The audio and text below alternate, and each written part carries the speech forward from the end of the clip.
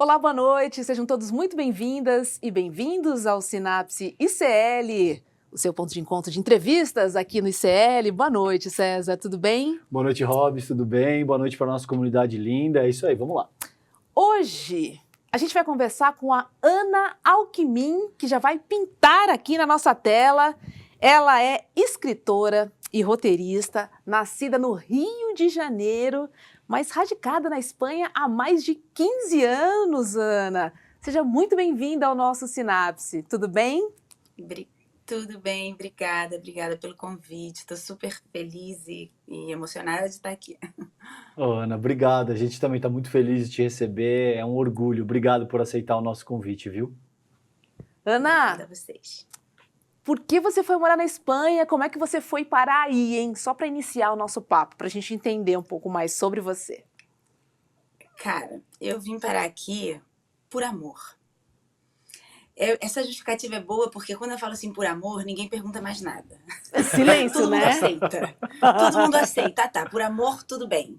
Se eu tivesse vindo por outra razão, mas por que realmente precisava, não sei o quê. Quando eu falo por amor, se aceita rápido a justificativa. Mas foi curioso porque assim, eu era muito jovem, me apaixonei e vim. E aí é curioso como que a gente também se acostuma com determinadas narrativas que a gente faz da gente mesmo, e eu fiquei repetindo muito isso, por amor, por amor, por amor. E outro dia eu me dei conta e falei pro meu marido, cara, Antônio, na verdade eu não vim por amor, não. Aí ele olhou e falou, como assim não? Como assim você não veio por amor? Eu falei, poxa, não, assim, eu me apaixonei por você, mas assim, eu tinha 25 anos. Então eu também vim buscar a minha vida aqui, né? Eu vim me desenvolver aqui como mulher, como pessoa, como profissional, vim estudar e vim batalhar a minha vida aqui. Mas digamos que o detonante, como a gente fala no mundo do roteiro, foi o amor. Que lindo. Lindo mesmo. Ana, a gente está acompanhando, né, essas questões da extrema-direita em diferentes partes do mundo, e a gente sabe que a Espanha também tem uma extrema-direita bastante complicada aí, né, o próprio Vox e tal. Conta um pouquinho de como é que tá essa questão, como é que você sente a tua realidade cotidiana no que diz respeito a esses símbolos, principalmente de violência que a extrema-direita usa para se articular. As eleições foram em julho, não? Isso. Foi Sim, há pouco, sim. né? Uhum. Sim. É bastante assustador. Na verdade, o resultado das eleições foi menos pior do que a gente esperava. A gente estava com muito medo de que Vox ganhasse muito mais votos e que a direita se aliasse à extrema-direita para governar, coisa que não aconteceu. Então, foi menos pior. Mas, realmente, nesses últimos anos, e não só na Espanha, né, no mundo inteiro, a gente vem vendo um crescimento desse discurso de ódio, desse discurso de tentativa de retirada de um monte de direitos conquistados. E é muito assustador, né? Eu, como mulher migrante, claro que eu tenho uma condição privilegiada, eu sou branca, eu tenho uma condição social e cultural privilegiada aqui dentro, mas assim, a situação, por exemplo, do coletivo migrante é uma situação que enfim, que é muito preocupante, né? E muito complicada. Uma delas, né? Uhum. E para falar um pouco do contexto político, enfim, aqui é uma coisa meio assim complicada até para mim que moro aqui há muito tempo de entender muitas vezes, até mesmo às vezes para os próprios espanhóis, eu acho. Mas a questão foi que o partido mais votado não foi a extrema-direita, foi a direita. E aí, como não é eleição direta, né, eles precisam formar maioria para formar governo, eles precisam conseguir a maioria para formar governo. E aí tá uma confusão danada, eles ainda não conseguiram. Assim, a esquerda consegue formar maioria, mas se associando com partidos também independentistas catalães, o que provoca também muita reação em outras partes da esquerda, em outra parte da população. Enfim, e aí tem um rei, além do mais, a gente vive numa monarquia, então aí o rei também tem o seu papel na hora de fazer cumprir a Constituição e formação de governo. Enfim, ainda não está formado e é um pouco complicado. Mas pelo menos eu e acho que a maioria das pessoas ficamos aliviados de apesar do discurso de retrocesso de Vox, que são umas barbaridades, assim, muito parecidas com o que a gente vem vendo no mundo, o que a gente viu no Brasil, do Bolsonaro e tal, foi um alívio que não tenha conseguido formar o governo federal, mas em muitas outras comunidades aqui, que são os estados, sim que ele está presente nos governos, né? Perfeito. E Ana, hoje não tem como falar em Espanha, né, e não lembrar, infelizmente, dos casos, né, de racismo que o Vinícius Júnior vem sofrendo por aí, né? E a gente também sabe que o futebol é um reflexo da sociedade. Por que o Vini Júnior incomoda tanto? Seria o fato dele encarar de frente esse problema e estar endereçando, inclusive globalmente, essa questão do racismo? Você acha que isso tem incomodado mais ainda os espanhóis? Ai, pode ser, mas assim, eu acho que esse discurso também, às vezes, ele não é de todo verdadeiro. Teve um jogo, que eu não vou lembrar o nome com quem que ele está, acho que era contra o Valência. Impressionante o papel da imprensa também, muitas vezes.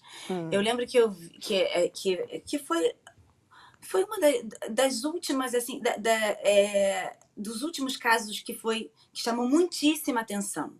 Que era todo estádio, não sei se todo, mas assim, muita gente gritando, insultando e tal. E aí, a própria imprensa narrava, tinha esse discurso tal, que ele vai provocando e tal. Aí você viu uma imagem dele que era assim, entrando no estádio. Aí ele ia assim com a cabeça erguida e com os fones de ouvido. Aí, dependendo do programa que você visse, você falava, olha como ele provoca. Porque ele ia andando assim, com fone de ouvido, parecia mó marrentão, sabe? Aí quando você mudava o programa, bicho, antes do partido, ele estava sendo insultado, chamado de macaco. Sim, desculpa, mas... Então ele tava com fone de ouvido para não ouvir. Que loucura. O que já estavam gritando para ele. Entende? Então, assim, dependendo do canal que você escuta as pessoas dizendo que ele está sendo marrento. E ele não está sendo marrento, ele está se protegendo de escutar aquilo. Isso antes de começar o jogo. Eu fico... Desculpa, cara. Não tem problema Aí nenhum. no meio do jogo, o cara... Cara, o que o cara vai fazer no meio do jogo? Sabe? O que ele vai fazer? Se ele já chegou, não tinha nem... Assim, não sei quantas horas antes, a torcida do... Eu não vou falar Valência, eu acho que era Valência, mas eu não sei. Enfim, a torcida desse time, insultando ele na entrada, bicho. Quando chega no fim do jogo, o cara vai fazer o quê? Nossa. E nesse jogo, eu gosto muito de futebol. Nesse jogo, ele pediu pra sair. E o técnico falou, não, eu não acho justo você sair. Aí o técnico deixou ele.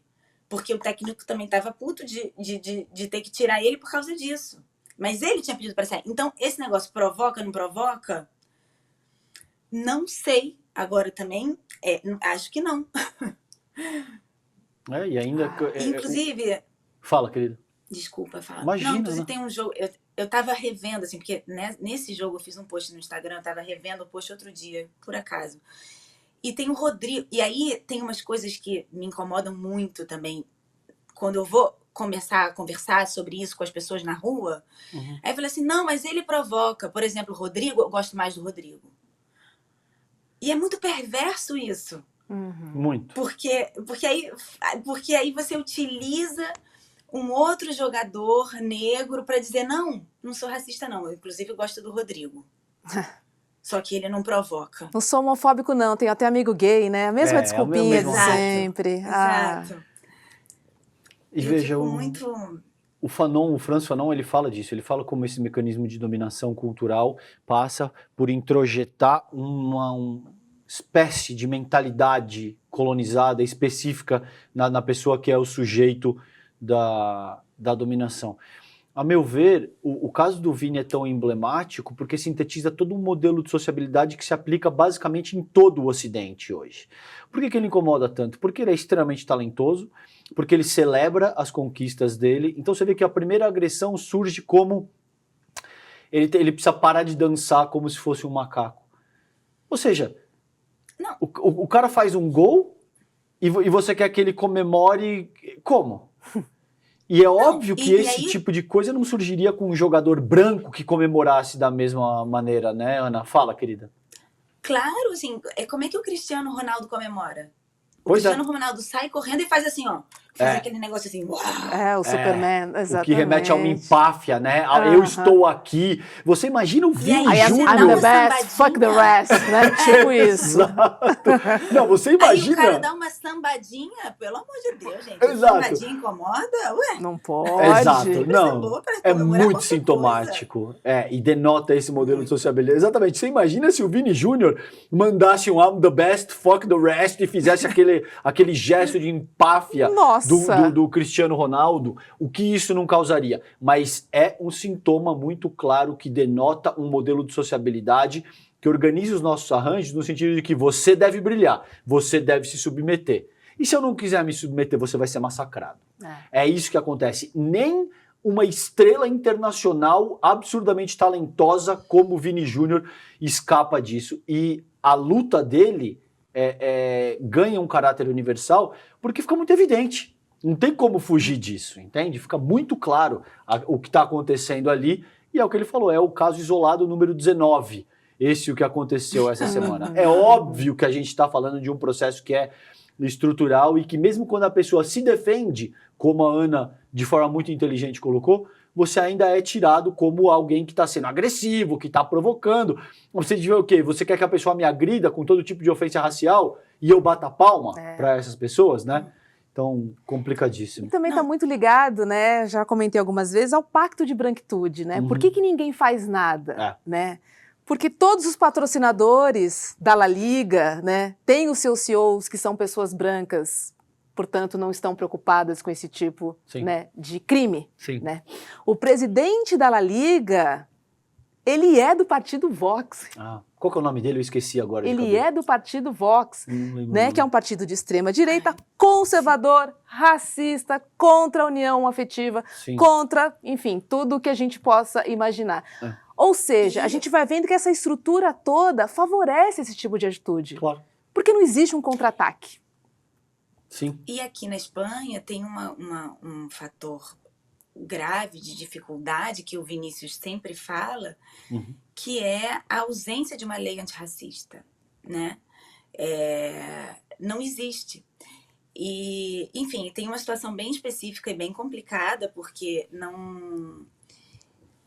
Por conta até, em um primeiro momento, né, muitos coletivos racializados na época da ditadura franquista não queriam ser identificados e atualmente a Espanha não consegue, não tem, ela até tem mecanismo para fazer, mas o Instituto Nacional de Estatística não consegue identificar as etnias que estão presentes, que existem na Espanha, para poder justamente proteger esses coletivos, né? Eu acho que, enfim, em vários países e historicamente o entendimento da importância de se afirmar em determinada etnia para poder batalhar por direitos aconteceu em muitos lugares do mundo. E na Espanha ainda não, na Espanha isso ainda é muito incipiente. Então isso complica muito o combate ao racismo. Porque não existe uma lei antirracista, não existe uma contabilização de quantas pessoas ciganas, quantas pessoas negras, quantas... Com a questão do estrangeiro é mais fácil, porque o estrangeiro quando chega ele não tem um documento nacional, ele tem um documento de estrangeiro, então é mais fácil identificar. Mas imagina, esse é um papo longuíssimo sobre a Espanha, assim. Mas enfim... Existem avanços recentes e eu acho que todo o posicionamento do Vinícius ele contribui muito. Assim, eu acho que a Espanha tem que agradecer ao Vinícius, sabe? Se olhar no espelho, a luta né? dele. Sim. Total. Muito bom. Ana, vamos falar um pouquinho da tua carreira, como é que você começou a tua jornada como escritora. Tem um escritor franco-argelino, Hobbes, que eu gosto muito, que é o Camus, que ele diz o seguinte, um romance não é nada além de uma filosofia organizada em imagens. E quanto melhor, se for um bom romance, a filosofia passa despercebida através dessas imagens. Eu acho isso genial. Genial. Eu gostaria de ouvir de ti se isso também se aplica, por exemplo, para poesia, e gostaria que você me contasse um pouquinho de como é que começou a tua carreira, se houve um ponto de inflexão, quando você se percebeu poeta, quando que você disse, olha, é isso que eu quero fazer da minha vida. Muito interessante essa colocação do Camille. Eu acho que sim, se aplica para a poesia. Talvez até mais, não sei, não precisa comparar, mas assim, falando de imagem, né? Desse aspecto imagético da poesia. Foram muitas perguntas ao mesmo tempo. Desculpa, na verdade, culpa eu minha. escrevo. Não, tudo bem. Abriu várias abas, né, César? Exato. Eu comecei a escrever poesia com 12 anos. Assim, com 12, 10 anos, assim. A poesia, para mim, ela é a escrita para mim, na verdade, é essa escrita poética e algumas outras, porque eu sou roteirista também. Então, a escritura do roteiro entra em outro campo. Mas a escritura poética, para mim, ela é quase um sintoma, na verdade. É um sintoma. Eu não consigo conceber a vida. Eu teria muito mais problemas se eu não escrevesse, assim. Hoje eu estava lendo uma poesia do Bukowski que falava isso, tipo, se você tira uma máquina de escrever de um escritor, ele vai ser uma pessoa com todos os problemas dele, assim. A única diferença que vai ser é que ele vai ser uma pessoa que vai estar ali com todos os problemas dele. Então, é um pouco isso. A escrita poética, para mim, ela existe primeiro como um sintoma. Depois, né, inclusive o processo desse livro, desse último livro, né, que eu estou lançando agora, que é o Imprevisto, ele foi todo assim, porque ele é uma narrativa poética de um processo de aborto legal que eu fiz, e ele começou como uma escrita sintomática, assim, eu precisava escrever para poder tomar uma decisão, inclusive. E aí depois que eu fui averiguando como que essa escrita poderia ter algum valor literário, se é que tem, espero que tenha, e que pudesse, onde que ela... Eu acho que o valor literário também tem muito a ver com aonde que ela se conecta com o outro, né? Porque senão eu escrevo só para mim. Se é uma escrita só sintomática, eu posso escrever só para mim no meu caderninho, guardar e fechar e tá tudo resolvido. Então, agora, quando que eu me percebi poeta? Não sei. Será que sou poeta? O meu primeiro livro, na verdade, não fui eu que percebi, assim. Eu tenho uma amiga que ela tem uma editora. Ela é uma amiga brasileira, casada com um espanhol. Eles tinham uma editora espanhola, especialista em publicar livros de brasileiros. Inclusive, eles publicaram a Djamila, O Lugar de Fala, aqui. Se chama Editorial Ambulantes.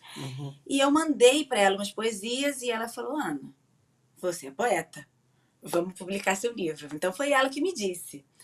E eu demorei muito para acreditar, não sei se eu acreditei ainda totalmente nisso, mas agora aconteceu de novo com esse segundo livro. Teve uma outra editora que falou assim, Ana, pelo menos nesse segundo livro eu me atrevi a mandar para mais editoras. E aí uma delas falou, Ana, talvez você seja poeta, vamos publicar esse livro. Eu aceitei.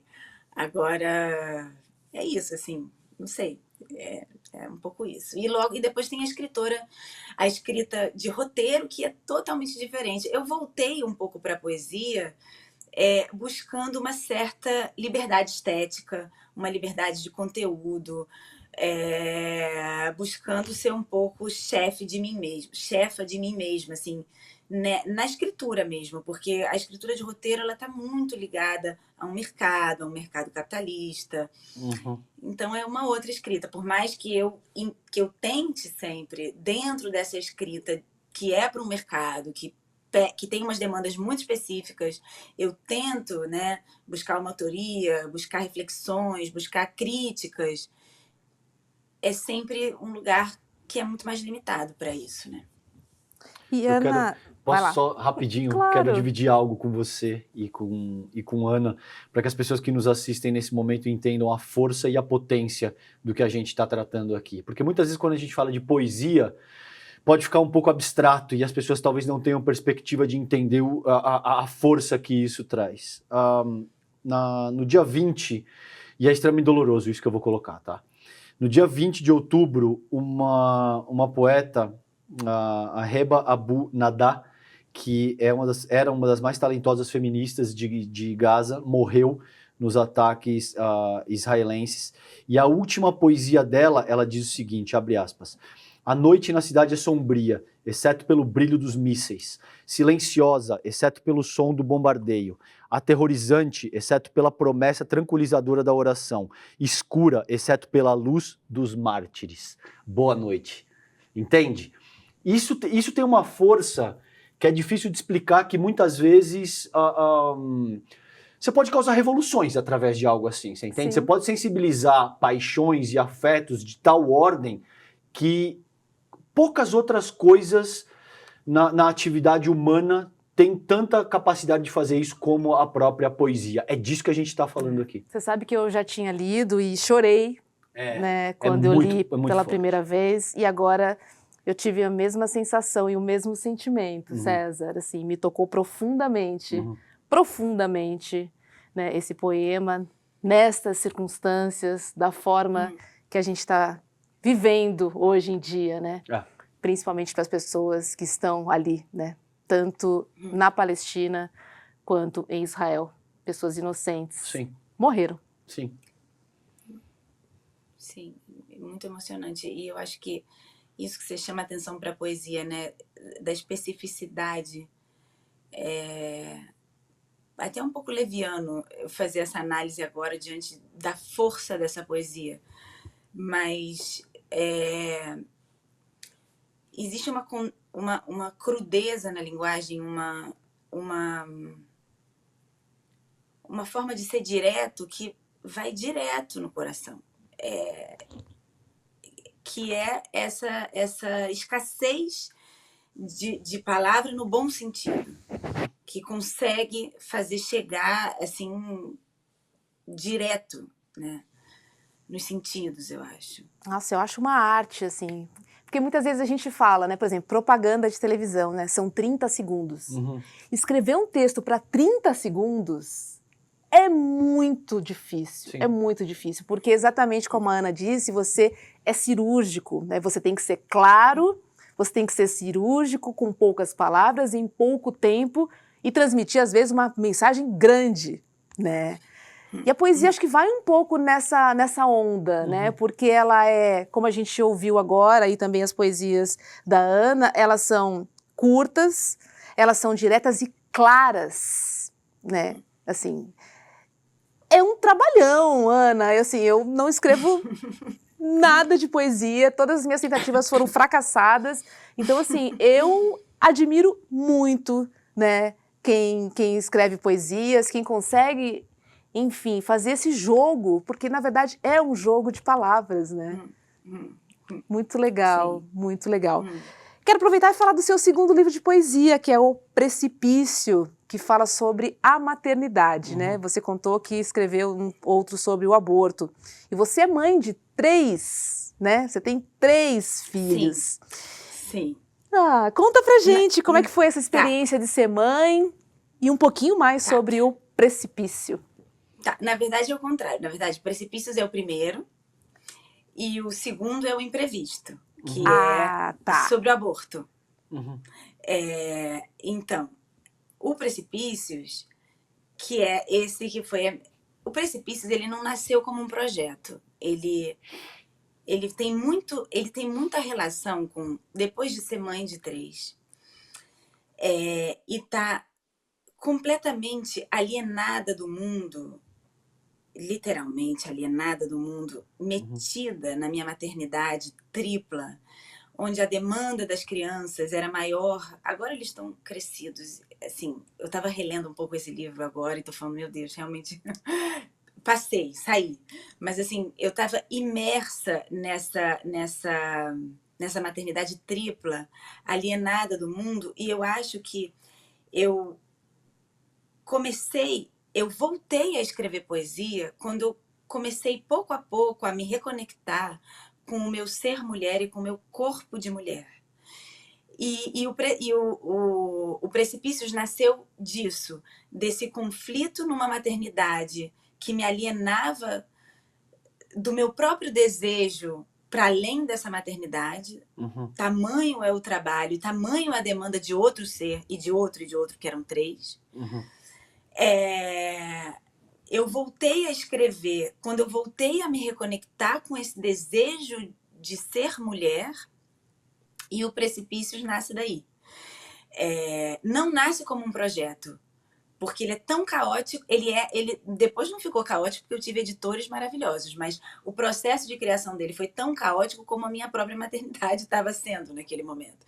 Então é um livro que mistura a maternidade com o desejo feminino e com a minha situação de mulher migrante, muito sozinha nessa maternidade também, sem essa tribo famosa para criar essa. Não, minto, também tenho minha tribo de vizinhos e tal, mas sem essa tribo familiar de cuidado das crianças. E aí, esse é o primeiro. E o Imprevisto, que é esse que eu estou lançando agora no Brasil,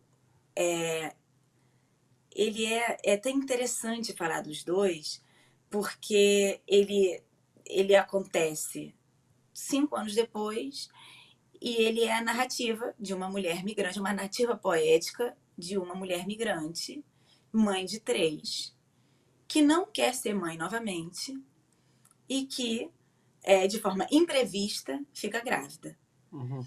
E essa mulher sou eu. Então, essa história...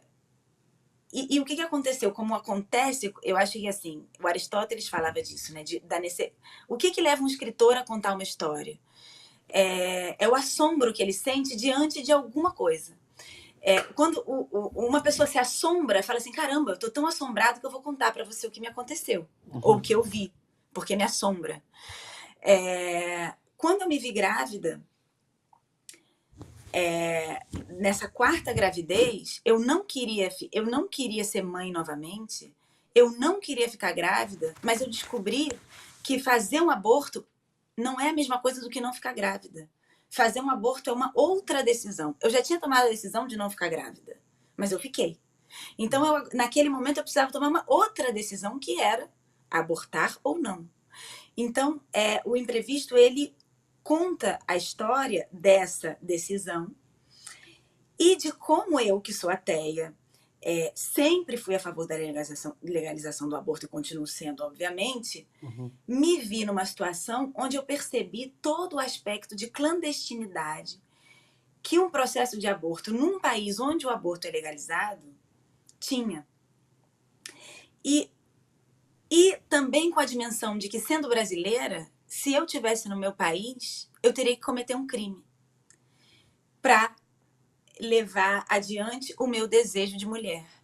Então, eu comecei a escrever primeiro, como eu disse, uma escritura sintomática, para dar conta do que eu estava sentindo. E, de repente, eu pensei que eu podia lançar a mão do meu privilégio de mulher branca, num país onde o aborto é legalizado, mas que sou brasileira, desse privilégio para, digamos, estender a mão para o Brasil, contar esse aborto legal e dizer, vamos? Vamos legalizar? Assim é um aborto legal. Ele dói, ainda sendo legal, ele dói. Mas vamos falar dessa dor? Vamos expor essas dores? Vamos curar essas dores? E vamos legalizar o aborto no Brasil? E uma das coisas muito, assim, que em seguida eu percebi, porque no Brasil, o aborto, ele está contemplado no Código Penal. Não existe uma lei no Brasil que legisle sobre... Não sei se fala legisle. Eu tenho meio um portunhol às vezes. Não existe uma lei no Brasil que dê conta e que ampare as mulheres e que legisle sobre a reprodução sexual. Não existe. onde o aborto seria uma questão mais, né? Uhum. Apenas dentro de uma legislação que possa regular o direito da saúde reprodutiva feminina. Então o livro, nossa, eu tô falando pra caramba, mas então o livro, ele Tá conta ótimo, ele conta esse meu processo, essa descoberta, essa dimensão de clandestinidade de um aborto legal, no meu caso, e não só, assim, na minha experiência, eu vivi também bloqueios para a realização desse aborto legal, na Europa, na Espanha. Então, foi um pouco isso, foi um pouco esse o processo do imprevisto. E outro dia eu estava vendo uma jornalista muito interessante, assim, espanhola, falando do Me Too e da importância de que nós relatemos determinadas situações e de violência. Ela estava se referindo ao Me Too, de violências sexuais, de como é importante que a gente deixe de ser número e passe a ser relato. Como que a gente passe a ser uma cara, como a gente passe a ser uma pessoa atrás desse número, né? Como que isso dá outra dimensão para a luta. Sim. Foi bem reconfortante ver essa jornalista falando isso. E foi um pouco a minha intenção quando eu resolvi escrever, tornar essa escrita algo que pudesse valer não só para mim, como para o outro, para outra, né? Para a sociedade de modo geral, e com a intenção de que esse relato em si mesmo fosse um ato político, utilizando esse lugar de privilégio de ter feito um aborto legal, né? E mencionando também outras mulheres no meu livro, com nomes fictícios, obviamente, que passam por outras situações dentro do Brasil, enfim, de abortos ilegais. E César, só trazer uma informação, porque de acordo com a ONG para Direitos Reprodutivos, em 77 países o aborto já é regulado. E eu quero aproveitar e perguntar para você, Ana, quais são as regras na Espanha para o aborto, hein? Então, a lei, quando eu fiz o aborto em 2022, no início, a lei já mudou e a gente já ganhou algumas vantagens mais com relação à lei que a gente tinha antes. Então, assim, basicamente, o aborto é permitido até a semana 14 de gravidez, sem nenhum tipo de necessidade justificativa de parte da mulher, né? Quando eu realizei o meu procedimento, inclusive, isso é uma das coisas que eu falo muito sobre isso no livro, esse aspecto da clandestinidade. O Estado, ele garantia esse direito à mulher, mas ele delegava a execução do ato a clínicas privadas. Porque ele lavava as mãos. É a minha interpretação, né?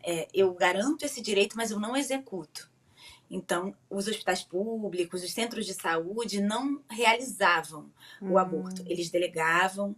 Inclusive, quando eu fui dizer à minha médica, porque eu fui futucar, eu fui lá, meu marido falou, Ana, vai numa clínica, vai na clínica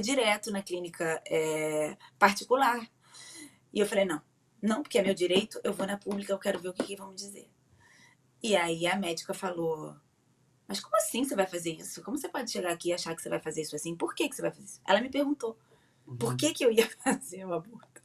E agora essa lei mudou. E a própria instituição pública, os próprios hospitais públicos vão começar a realizar o procedimento. Os médicos ainda têm direito, como é que se chama? Aqui se chama objeção de consciência. O médico tem direito de não realizar, se ele considerar que fere algum dos princípios religiosos dele. Um médico específico pode enfim, utilizar esse argumento para não realizar, mas isso tem tudo isso tem que estar escrito previamente. Ele já tem isso definido, então nunca vai chegar ao constrangimento de você ir num médico e vai dizer não. E, fora isso, a lei ultimamente se modificou bastante, porque é isso que eu mencionei, né? É uma lei de saúde reprodutiva da mulher. Não é uma lei relacionada só ao aborto. Então, por exemplo, essa lei conta com educação sexual, modos de prevenção da gravidez. Agora foi incluído licença maternidade no caso de menstruações que são muito doloridas ou muito abundantes. Ah, isso é maravilhoso, eu tinha lido Pois mesmo. Então é uma série de medidas que protegem a mulher e que permitem que essa mulher possa tomar uma decisão ou outra de forma muito mais livre e muito mais segura, né? Enfim, e que inclusive, não tenho números, mas que é comprovado e comprovado que nesses casos o número de aborto realizado nos determinados países onde se conta com essas leis de proteção é muito menor do que no caso de países onde o aborto é proibido e é crime. E as pessoas morrem. A maioria morrem. pobre e principalmente, morre. Exato. Né? É sobre isso Pois que a gente está falando aqui. E também me parece que, a meu ver pelo menos, que o aborto ele é o epítome de um processo, de um modelo de sociabilidade que tem no controle do corpo feminino talvez a sua maior expressão. Controlar as mulheres. Exato. Entende? Exato. Então é uma questão que transcende a mera questão pontual e remete a uma expressão mais ampla de como é que a gente funciona enquanto sociedade. E enquanto você falava, eu pensava comigo aqui, Ana, que coragem dessa pessoa de... A gente sabe que um tema, enquanto escritor, enquanto poeta, eu não sou poeta, eu sou escritor, mas ele tem... ele ganha, a meu ver, pelo menos em qualidade, em riqueza, na medida em que ele é mais visceral, na medida em que, como você muito bem colocou, ele te assombra, na medida em que você está lidando com coisas que te são caras e que você precisa trabalhar com aquele texto quase que de forma terapêutica, pedagógica, para continuar vivendo. Isso ganha um caráter muito mais visceral de força. Agora, esse é um tema muito delicado. Eu entendo isso, eu entendo o quanto você deve ter sido criticada, o quanto você deve ter pensado se eu devo ou não fazer isso, Se expôs, se eu devo né? me expor dessa forma, exatamente. Agora, em todas as épocas, sempre houve artistas e pensadores que estavam na vanguarda e que são capazes de alguma forma, transcender o paradigma daquela ocasião para oferecer subsídio para que outras pessoas pensem. Então, muitas pessoas que vão ler o trabalho da Ana e que estão se culpando, vão ser capazes de lidar com isso com mais propriedade, porque, olha, teve uma pessoa que foi corajosa a esse ponto e produziu algo que agora serve como referência para que eu seja capaz de desmistificar isso. E é muito legal, porque quando a gente compartilha, né, a gente forma uma rede, a gente acaba criando uma rede. Exato. Né? Então, acho que é muito sobre isso, né, enfim... Quando você escreve um livro, a gente aqui no Sinapse conversando, ou até com seus amigos, enfim, né, a mesa do lado ouvindo o papo do vizinho, enfim, você acaba fazendo uma rede de assuntos, né? E quando você consegue compartilhar, cara, isso é muito bom para todo mundo. Exato. Né? Porque você já dá um passo além pro coleguinha. É isso. Sobre a mesma situação. Olha, o mesmo tema, sim. Sobre isso, eu tenho pedido a algumas amigas atrizes para lerem alguns poemas para a gente divulgar nas redes e tal, na rede da editora, que inclusive vou falar o nome antes que eu esqueça. Gênio Editorial é o nome da editora. Se quiser seguir no Instagram e tal. Boa. E eu tenho pedido para as minhas amigas atrizes lerem algumas poesias e tal, e eu também fiz um vídeo que eu publiquei contando do que tratava o livro e tal.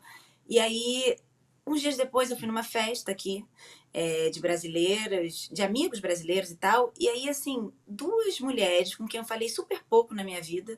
Assim, super pouco. Essa coisa de festa, outra, não sei o que. Eu cheguei na festa, elas me abraçaram e falaram, Ana, obrigada. Você não sabe o que aconteceu comigo. Então, assim, pessoas com quem eu não tinha falado, eu tinha trocado 3 palavras. Uma delas me chamou muita atenção porque ela me narrou uma história de um aborto que ela não fez. Ela tinha uma culpa tão grande. Ela carregava uma culpa há 6 anos de um aborto que ela não fez. Ela tinha um filho de 6 anos.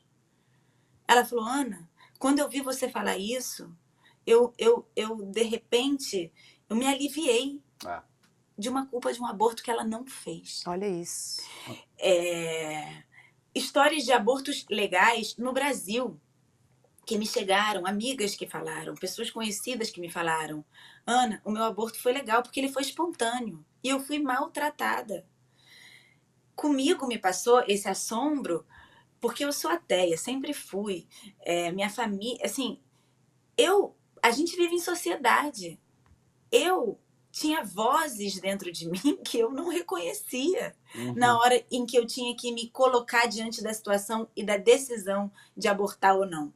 Tinha vozes do tipo, a vida começou, que eu não sabia de onde vinha. E no meu caso, além do mais, foi interessante que a Roberta também trouxesse o outro livro anterior, que é da maternidade, essa maternidade que me atropelou, que eu amo ser mãe, adoro meus filhos e tal, mas que é pesada também, muitas vezes. As 3 vezes que eu fiquei grávida dos meus filhos, eu fui mãe no momento que eu vi o resultado da gravidez. Eu era mãe daquela embrião que não tinha... Eu era mãe. Então, na quarta, quando eu vi a quarta, eu falei assim, o que eu sou desse quarto? O que é isso? Então, assim, é um filho já? É vida já? E tudo isso... enfim, o livro conta todo esse processo de construção e desconstrução de ideia da maternidade, de onde começa a ideia da maternidade, do meu desejo, do que eu queria, enfim, e foi um processo intenso e duro. E eu queria comentar só mais uma coisa aqui, essa ideia de que o aborto tem um propósito de controlar o corpo da mulher. É impressionante como assim, outro dia eu estava dando uma outra entrevista e me perguntaram, não, esse tema polêmico do aborto, eu falei, é polêmico mesmo? Ou se cria uma polêmica? Porque assim, tantas coisas poderiam ser polêmicas. Assim, tem tantas crianças no Brasil em situações de vulnerabilidade absoluta. E isso não é polêmico? Não é polêmico? Por que não é polêmico? Por que o aborto é tão polêmico? E crianças que estão abandonadas, totalmente vulneráveis. Por que isso não é polêmico? E para voltar ao assunto do futebol, porque essa eu adoro contar também. Vocês viram o caso da Jennifer Hermoso, a Espanha ganhou o Mundial Feminino, o Rubiales, que deu o beijo na boca dela. Sim. A gente ficou 1 mês discutindo aqui na Espanha e no mundo inteiro. E olha que a Espanha tem um movimento feminista potente. Ficamos 1 mês discutindo se aquilo podia, se não podia, se... mas que exagero. Mas não sei o quê. Até ele se demitir do posto dele. 1 mês depois, na Assembleia de Vereadores aqui, eu não sei traduzir muito bem o nome, daqui de Madrid, um deputado do PSOE chegou no prefeito, numa discussão, né, na arena lá. Chegou no prefeito e fez assim, ó, na cara dele. Fez assim. Pegou assim, ele falou... Não, fez assim, fez um gestinho assim de botar a mão na cara. Sim. Meia hora depois, o presidente da Assembleia tinha mandado ele embora, esse cara embora. No fim do dia, ele tinha pedido demissão. Então, assim, por causa desse gesto, por encostar a mão no rosto de outro homem. Então, assim, quando o corpo é masculino, claro, não tem questão. Esse é o ponto. Quando o corpo é masculino, não tem questão. O corpo masculino, ele pertence a quem ele deve pertencer, que é o dono dele. O corpo feminino, ninguém sabe a quem pertence. Então, a boca da Jennifer Hermoso, ficamos 1 mês discutindo a quem pertence a boca da Jennifer Hermoso. Sim. Até o outro resolver que ele tinha que se demitir. A FIFA teve que se opinar, enfim. E deixa eu trazer 2 coisas para vocês que eu achei genial na fala da Ana. Eu insisto com você, acho que você não deve aguentar mais me ouvir dizendo isso, que o desenvolvimento humano ele não é meramente biológico, ele é histórico e cultural em cima da base biológica. Quando a Ana diz, eu tinha vozes que eu não sabia que eu tinha, é sobretudo essa influência da tua cultura, da tua sociedade. São essas vozes que inferem sobre a tua tomada de decisão e que você sequer sabe que tem aí. Marx, por exemplo, tem um clássico dele que ele te diz sobre o suicídio, que ele pega relatos do Peixoto, era uma pessoa que organizava os relatos de polícia. E ele escolhe casos de suicídio, de pessoas que se suicidaram, para dizer, olha, foi isso que aconteceu, essa pessoa fez isso e aquilo. Não por acaso, dos 5 relatos, 3 são de mulheres. E são de mulheres, na época, que tiveram esse direito de ter as suas condutas determinadas por elas próprias alienado, Sim. entende? Então, teve muito brevemente, por exemplo, um dos casos era de uma menina que faz amor pela primeira vez com alguém que ela ama, ela se entrega para aquela pessoa porque ela está apaixonada por aquele cara e ela não via nada de errado nisso. Em seguida, o que acontece é que os pais descobrem e fazem um escândalo. Quando eles fazem um escândalo, a vizinhança inteira percebe, ela se sente humilhada e se joga de uma ponte. É isso que está em jogo, entende? Em última análise, se os homens pudessem engravidar, a gente ia poder fazer aborto em posto de conveniência, Com 24 horas, certeza. tomando um uísque antes de entrar na sala do procedimento, entende? Sim. É óbvio que isso não remete ao procedimento em si, mas a uma estrutura de poder que tem o controle do corpo feminino como cerne da questão. Isso é muito claro. E só um parênteses aqui, Ana. Eu fico muito brava quando eu ouço alguém falar: ai, conhece a Ana? Ah, mulher de não sei quem. Dá por isso como que eu não referência gosto. o homem, Total. né? É por isso que eu também não gosto, né? Quem é a Ana? Ah, a Ana, escritora, mãe de 3 filhos, esposa de alguém. Poeta, intelectual. Poeta, intelectual. Isso, essa é outra coisa. Ninguém é mulher de ninguém, gente. Começa daí, Exato, né? Acho que tem algumas questões. E aí, a fala dela também me remeteu, sabe a quê, César? A crenças limitantes, né? Que são esses pensamentos que surgem que a gente não sabe de onde vem. E de onde ele vem? Dessa história. Né? Exato. A gente ouviu que a gente, enfim, não tinha nem conhecimento do vizinho, mas cruzou o seu caminho, a sua vida, e você incorporou. Por isso que eu acho que essa ideia da gente começar a dar voz, quem puder, quem se sentir também, né? Todo mundo agora precisa falar disso, mas eu acho que, enfim, não quero fazer esse convite que pode parecer um pouco leviano também, mas eu acho que quanto mais voz a gente dá para o que a gente vive nesse caso, né? Assim, no caso do aborto, a gente realmente cria uma rede, como a Roberta tinha falado, né? Aconteceu uma coisa super bonita também com o livro. Tem uma das poesias, que não é nem uma das poesias, são fragmentos que passam o livro inteiro e que vão mencionando situações de aborto diferentes, de abortos ilegais, diferentes, que vai perpassando todo o livro, né? Então, enfim, não lembro muito bem, mas sei lá, tem um que é Maria, agulhas de tricô seguidas de morte. Enfim, e vai assim, falando vários casos, e aconteceu uma coisa super bonita, porque eu mencionei a tia-avó de uma amiga minha. Ela me contou a história da Valdinéia, eu mencionei a Valdinéia no livro, e ela se matou. A Valdinéia não encontrou solução, seguido de suicídio. Eu lembrei por causa do que o César falou, né, da história dessa mulher que se suicidou. E aí uma das minhas amigas, atrizes, leu essa série de histórias curtinhas de mulheres.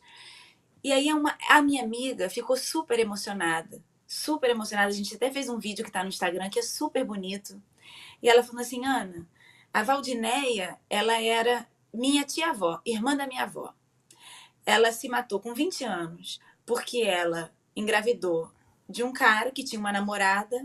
Ela ficou totalmente vulnerável e ela não podia contar que ela estava grávida, ela não podia... E então a solução que ela encontrou foi o suicídio. E minha amiga falou, a minha avó falava muito dela para mim, mas a minha avó morreu. E ela não deixou filhos, a Valdinéia. E só eu sei dessa história da Valdinéia. E agora você colocou a Valdinéia no livro. A Valdinéia está no livro, a Valdinéia agora é para sempre.